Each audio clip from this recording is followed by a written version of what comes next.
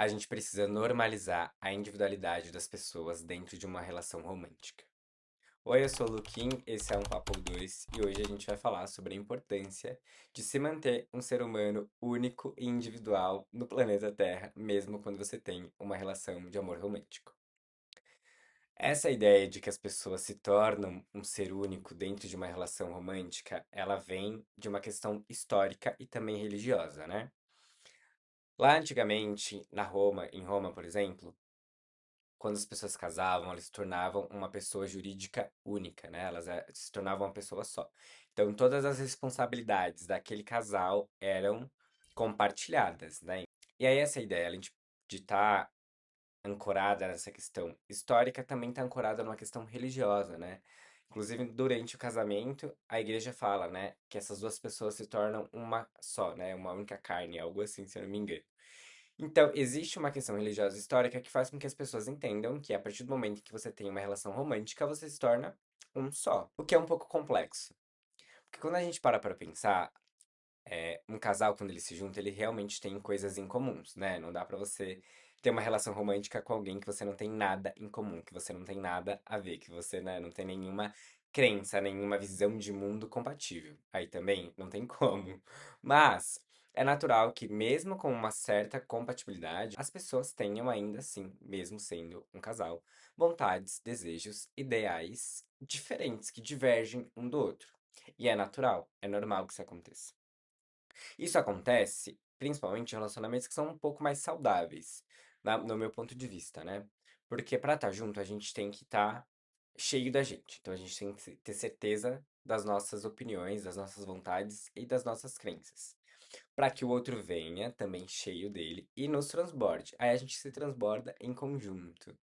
Sejam de ideais, de sentimentos, de, enfim, expectativas. Porque isso faz com que não haja falta dentro dessa relação. Mas essa coisa do transbordar é para um outro podcast. Mas estou dando esse exemplo aqui para complementar essa visão. É de que não é tão saudável assim quando as pessoas se tornam uma coisa só. Porque aí você vai perdendo a sua própria identidade, né? E aí isso é normalizado por uma questão, como eu falei, histórica e religiosa. E as pessoas acham que quando essa relação não acontece dessa forma, né, dessa forma que os dois vivem o mesmo mundo, é uma relação quebrada. Quando na verdade, numa visão saudável de relacionamento, isso é o contrário. Quando você tem uma visão de mundo que ainda é única e exclusiva sua, quando você ainda é um ser humano individual nesse planeta, mesmo quando você tem um parceiro amoroso, aí é que as coisas ficam saudáveis, porque você não depende única e exclusivamente daquela pessoa. Quando existe essa relação mais tradicional, onde os dois vivem exatamente as mesmas coisas, os mesmos ciclos, tentam ter exatamente os mesmos gostos, essa relação ela tá fadada a ser uma relação pesada para as duas partes, porque ninguém vai estar 100% feliz dentro dessa relação, porque essa conexão é irreal. Essa junção de ideais e de colamento mesmo de pensamento, ela é irreal, ela não existe, não tem como isso acontecer. Claro, você pode ter muita afinidade com seu parceiro, e é bom que você tenha mesmo, espero que isso exista dentro da sua relação.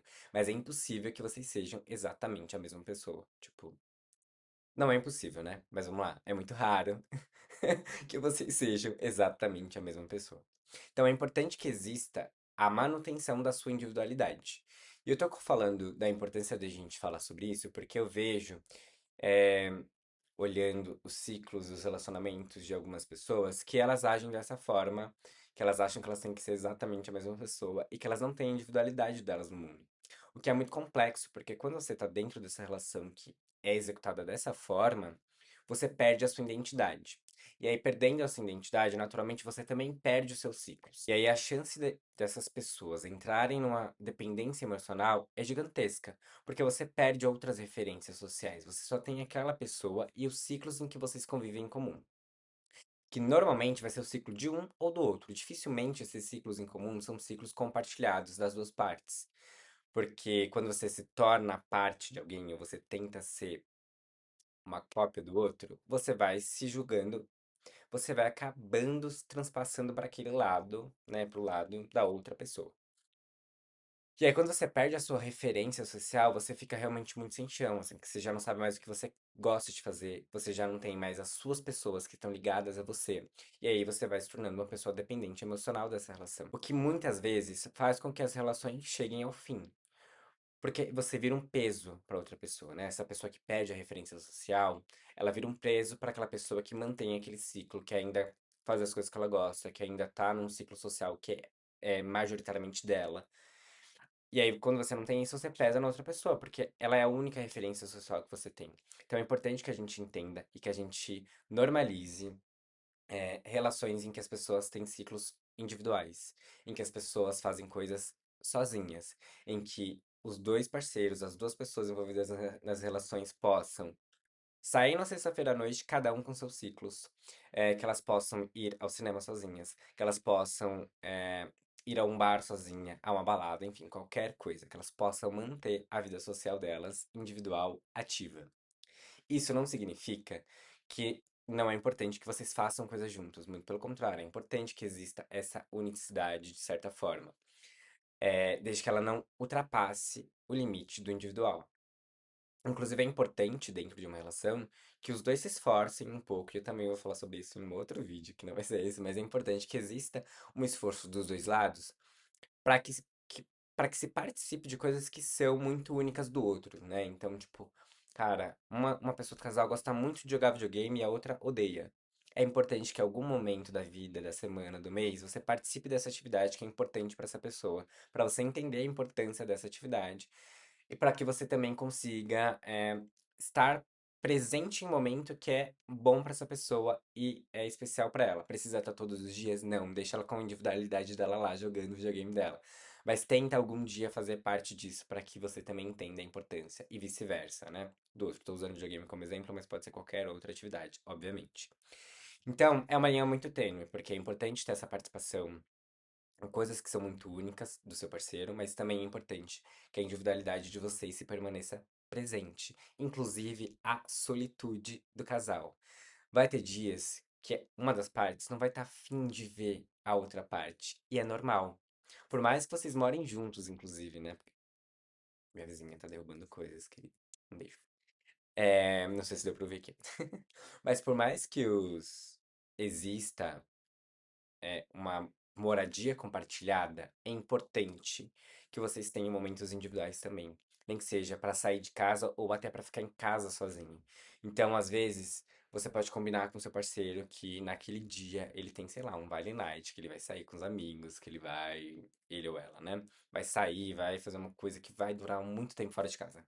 Quando essa pessoa chegar, você já dormiu, você já tá dormindo, sabe? Sei lá. Pra você curtir o seu momento da sua casa também sozinha, de forma individual. Porque isso também é importante, né? Quando a gente mora junto, a gente vai perdendo a identidade da casa, né? A nossa identidade dentro daquele espaço que é compartilhado, porque é um espaço compartilhado. Então, no geral, é bom que ele tenha a cara dos dois. Mas se não tem a cara dos dois, a pessoa ainda fica sem referência dentro da própria casa dela, né? Então, esses momentos de solitude dentro da sua própria casa é muito importante. E é por isso que ter ciclos sociais ativos individuais, independentes um do outro, também é importante, porque esses ciclos possibilitam esses momentos em que você alivia a presença para o outro.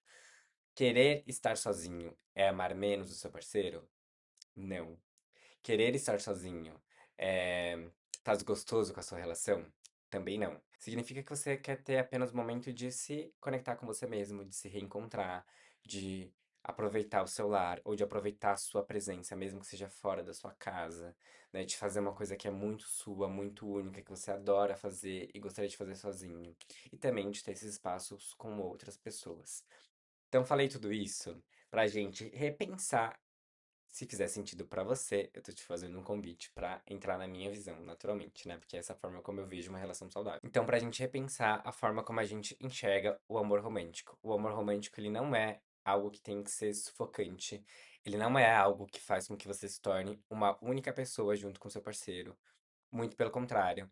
A ideia do amor romântico é encontrar alguém que tenha afinidades com você, mas que também te traga coisas novas do mundo dela, e que você também compartilhe coisas do seu mundo com essa pessoa, e que aí vocês se transbordem dentro dessa relação. Porque aí ninguém tá precisando preencher exatamente nada, você já estava cheio de você, do que você acredita, das suas coisas que você gosta de fazer. E quando o outro vem, ele transborda esse potinho que já estava cheio, para que você conheça um novo mundo, para que você transborde para uma nova realidade, para uma nova visão de mundo, que também não deve e não pode anular o que você já tinha antes. Claro, as pessoas mudam.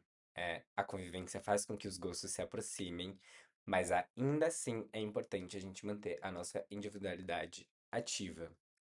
E é importante que a gente construa relações amorosas saudáveis com base nesses pontos, assim, né? De que não tem como no mundo, de forma alguma, a gente se tornar uma pessoa tão única junto com outra, assim. É quase inviável que você se torne o seu parceiro. Bom, é um papo breve, mas eu achei um papo relevante pelas coisas que eu venho observando. E, inclusive, acho importante compartilhar que eu conheço pessoas que têm relações dessa forma como eu tô comentando com vocês, em que as pessoas têm a sua individualidade garantida.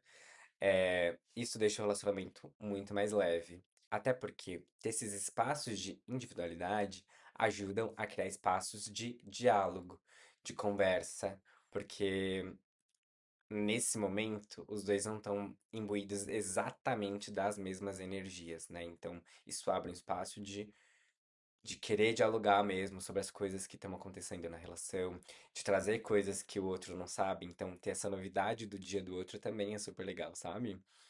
De um rolê que o outro foi e fez e foi legal e que ele vai te contar. Então, essa ausência traz também frescor para a relação.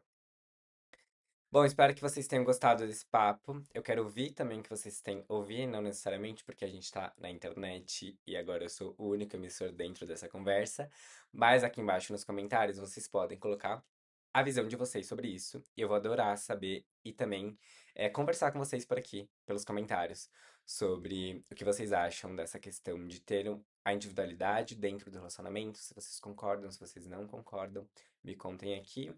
Então esse foi um Papo 2 de hoje. Hoje foi um papo de um. Eu sou o Luquim e a gente volta com outro papo no outro dia. Um beijo e até mais.